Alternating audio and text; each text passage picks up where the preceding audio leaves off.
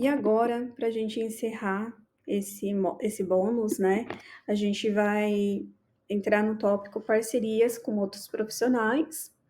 Já adiantei um pouquinho para vocês, né, que tem algumas crianças que têm uma equipe de terapeutas um pouco maior, tem algumas que passa por 1, 2 profissionais, mas tem muitas crianças que têm uma equipe um pouco maior, como, fisioterapia, fono, TO, musicoterapia, hidroterapia, ecoterapia. Então tem algumas crianças que têm uma equipe grande de terapeutas. Então vale ressaltar para vocês professores que é muito importante ter anotado os nomes desses terapeutas, os dias de sessão, quem são esses profissionais, o contato deles, tá? É muito difícil algum profissional negar o contato para a escola, eu acho isso muito difícil de acontecer, tá?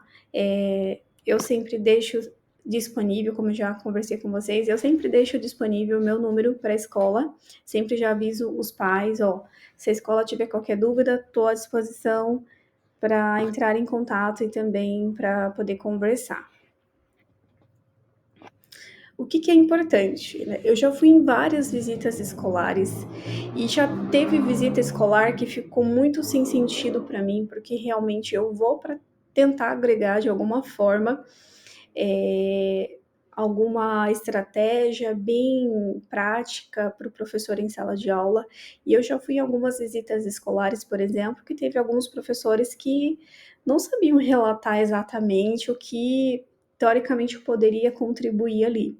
Sempre falavam que a criança estava bem, na verdade a criança não conseguia se comunicar, então tinha algumas divergências aí de informações, porque chegava o relatório no final do semestre dizendo que aquela criança teve algumas dificuldades, que aquela criança não evoluiu tanto quanto esperado, e então ficou algumas informações aí sem, sem, sem entender, na verdade, e por que, teoricamente, os profissionais que faziam a visita não tinham uma resposta tão positiva, tá? Então, é sempre importante vocês acolherem quando a equipe for até a escola e vocês tentarem absorver o máximo de informações.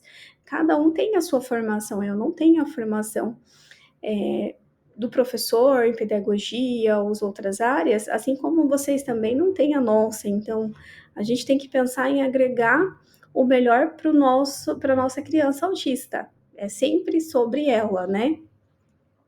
E então é demonstrar interesse dessa equipe que está visitando a escola e absorver o máximo do conteúdo.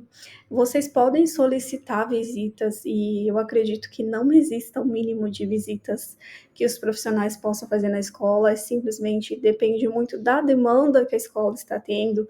Pode ser que tenha alguma fase que vocês vão solicitar muito mais, por exemplo, um terapeuta ocupacional do que o afono.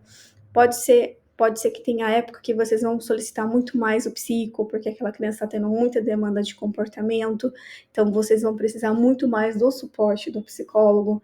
Então pode variar muito essas visitas escolares, tá?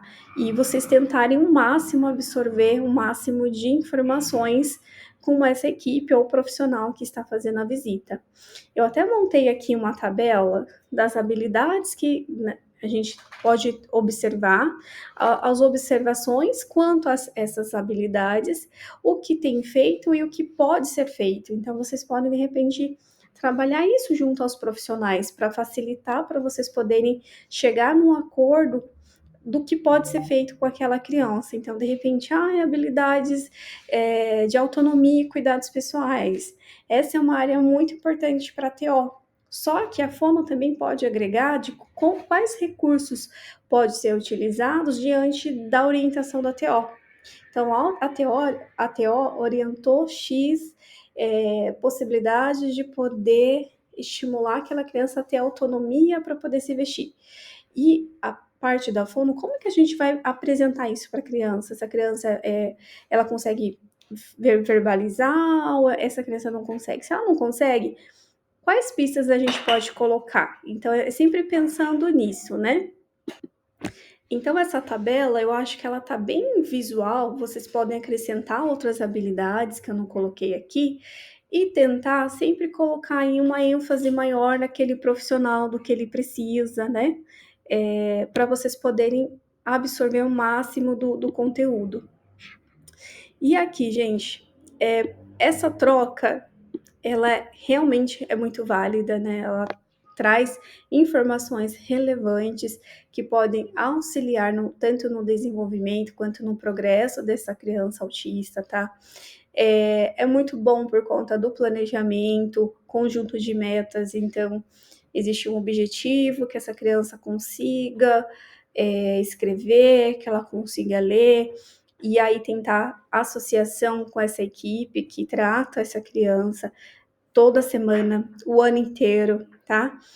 E sempre anotar as observações de avaliação. Deixa eu ver se eu consigo tirar aqui. Não estou conseguindo tirar eu daqui para vocês conseguirem ler. E sempre tentar fazer toda uma observação de avaliação do progresso daquela criança, e juntando tudo que a gente viu, o progresso dessas observações de avaliação, tanto com os pais, quanto dos profissionais e quanto do trabalho de vocês, para chegar no final do semestre, a gente poder ter um apanhado aí de informações e poder produzir tanto em reuniões, né, mostrar em reuniões a evolução dessa criança. É super bacana, eu não sei como que é direcionada essas reuniões, se são individuais, se são gerais.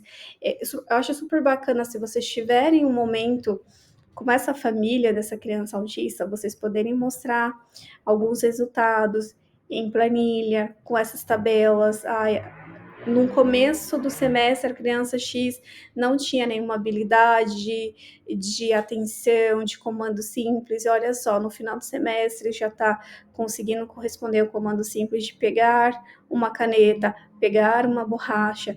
Olha só como é visual e como que os pais vão perceber o quanto essa criança está evoluindo, voltado, é claro, para a parte pedagógica que vocês estão trabalhando.